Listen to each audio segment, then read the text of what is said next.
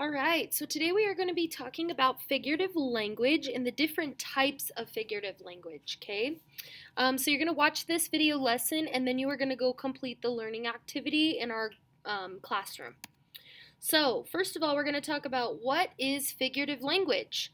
So, when you describe something by comparing it with something else, you are using figurative language, especially if you cannot take the words literally. So, if it seems a bit extreme or dramatic, then you're probably using figurative language. And I'm going to show you some examples.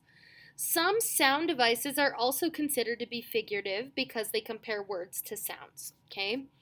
It can be used to create imagery in writing. So when you're writing and you use figurative language, um, it's a great way for your readers to picture, form a picture in their head about what you're saying.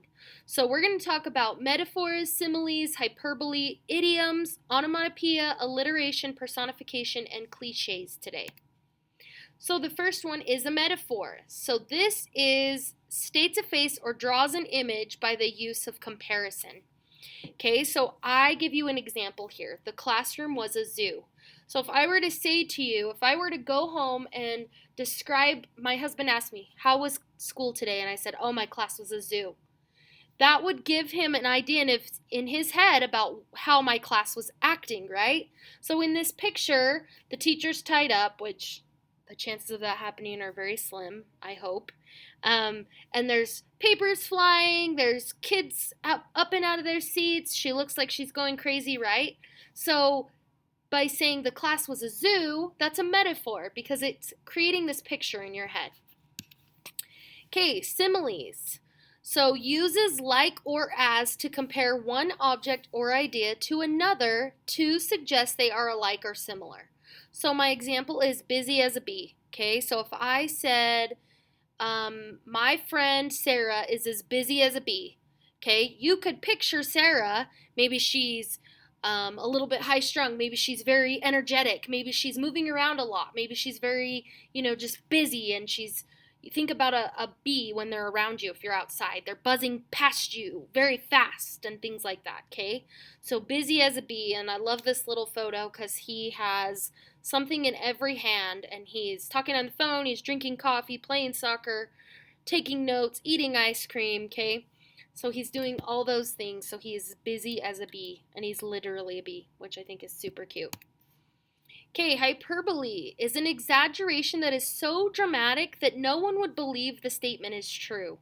Okay, so dramatic. It's just so over the top that you're like, oh, come on. So, an example, I'm so hungry I could eat a horse. Okay, you may have heard somebody say that. I am so hungry I could eat a horse. So, meaning that they're so hungry that they would literally eat anything right now. Okay, even a horse. And I love this little cartoon because the horse is like, not today, not me, right? So again, it's over dramatic. It's overly dramatic. I'm so hungry I could eat a horse. I'm so tired I could sleep for a year, right? You're not literally going to sleep for a year, but sometimes maybe you feel so tired like, oh, geez, I could literally sleep for 10 years, right? Something like that. Okay, idioms. Phrases that have a meaning that cannot be derived from the meaning of the words included. Now, I know that definition is kind of hard to understand, but my example here says she has a green thumb. Now, it doesn't literally mean she has a green thumb, right? Someone's thumb isn't typically green unless you put paint on it. But when you say someone has a green thumb, that means they're really good at gardening, right? So if I said, oh, my mom has a green thumb, that means that she is able to keep a garden alive and produce maybe fruits and vegetables from a garden. Okay, she's keeping those plants alive. She's really good at gardening. Onomatopoeia. This one is the one that is the hardest to say and I have to say it really fast because if not, I'll screw it up. So, onomatopoeia is the use of a word to describe or imitate a natural sound or sound made by an object or an action. So an example, snap, crackle, pop. When you think of the word snap your finger, right? That sound is associated with that word. Crackle, think of crackling, anything that would crackle, okay? Maybe when you bunch up tinfoil, that's kind of a cracking noise. Pop, okay? Pop, like if you're sitting around a campfire and the wood pops, right? Anytime you hear that, you think of that sound. Then alliteration is the repetition of the same letter, sound, or group of sounds in a series. So an example, she sells seashells by the seashore.